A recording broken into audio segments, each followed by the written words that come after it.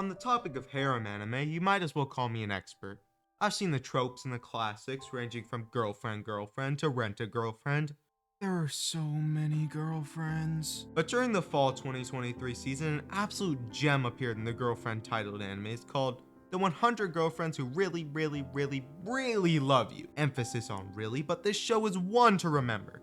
And I didn't hate it as much as the others. In fact, I really enjoyed it. One of the best parts about the 100 Girlfriends anime is the humor. This show doesn't take itself seriously most of the time, until it does, which adds up to be a great viewing experience. Hey guys, this is a spoiler warning. If you want to go and check out the show for yourself, please do before you watch the rest of this video. For a little backstory, our main character, Ijo Rentaro, is a boy who has been trying to get a girlfriend since he was 8 months old. Anyway, my mans has gotten rejected 100 times before he even got to high school. We figured out that even though he is regarded as the perfect boyfriend, he still gets rejected, almost seeming like fate is what was stopping him this entire time.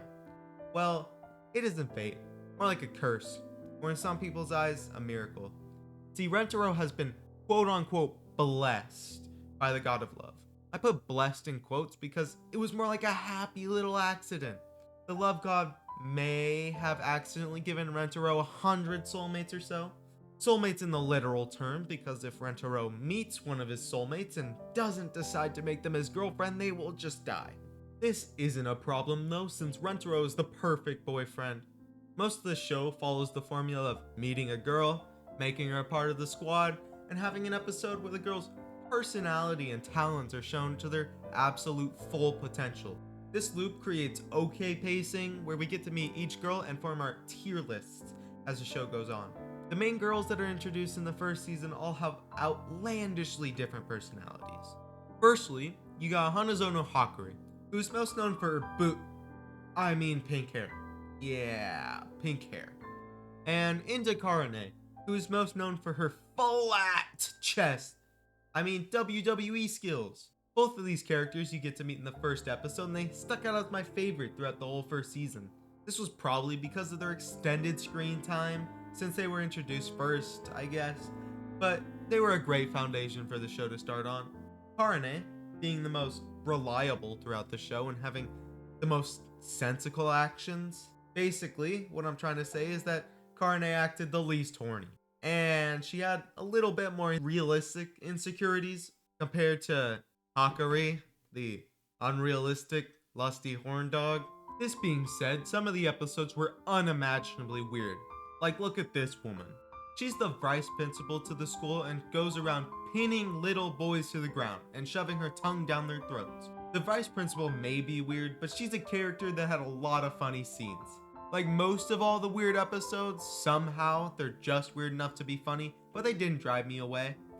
I won't get too far into depth, but one of the weirdest episodes, labeled Piss Zombie Panic, definitely took the cake for the weirdest episode so far. The show doesn't just rely on weirdness to make comedy though.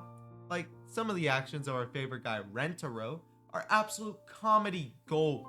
Like in the second episode, when Rentaro decides to have his first kiss blindfolded, on a random timer, with random positions, with the 2 girls he met in the first episode. This being one of the worst ideas to ever break the dawn of the earth makes you laugh with almost secondhand embarrassment. This doesn't help with the cringe factor that most animes get hammered with either. But if you look a little bit further from the idiot kid doing dumb stuff, you see a guy actually trying his best. I'd like to say it's kind of inspiring in a way. See the highlight of what working hard looks like just for the sake of someone else. It's like watching Salvation Army get personified into a perverted teen. There's one last part to the plot that makes the 100 Girlfriends an actually watchable series. This part is the part where the show puts on the sad inspirational music and makes Rentaro look like the hero while he spouts about his undying love for all the girls. I think this is the best attempt to make the premise actually worth having the harem title. Otherwise, you might as well just have a glorified comedy pileup. Some of these moments are written so well that you might just wish you could be Rentaro's own Pookie Snooki.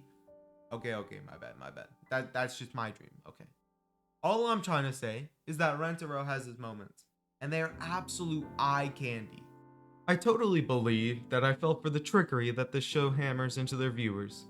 It's like they want you to like the main character as much as the girlfriends do. Best of all, you have the girlfriends to latch onto if you don't end up liking Rentaro. And to be honest, I didn't click on this show because brown haired boy stuck out particularly well. We all know exactly why I clicked on it, and why I will continue to keep watching it. And I am not ashamed to admit the fact that I clicked on the show just because of the color scheme. Color scheme. What do you expect me to say? That just because fictional women are unproportionate, that it immediately draws my eyes in? You're crazy. Transitioning out of that rant, I really like the art style of the show. Somehow, all of the romance or harem shows end up getting some of the best art.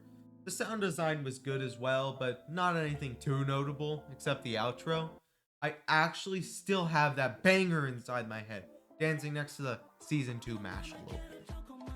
The outro combines a banger song with a nice sort of chibi display of the characters, with basically what seems like a Rent-A-Row plush that they throw around, and all of these cute themes help you wind down after some of the most absolutely horrendously wild episodes that literally kept me up at night for mostly good reasons. See, I watched this series while it was a simulcast and had to wait a week in between episodes every Sunday. And I'd say that I've watched most of the episodes 2 or 3 times just because I genuinely enjoyed the show. See, it may be weird or appeal to a mostly male fantasy, but in the end, it was something to pass the time for a bored guy with time on his hands like me. I ended up loving the 100 Girlfriends, and I highly recommend going and watching it for yourself. Tell me in the comments what you thought about the 100 Girlfriends and what I should make a video on next. Have a good night, and check out some of my other videos here.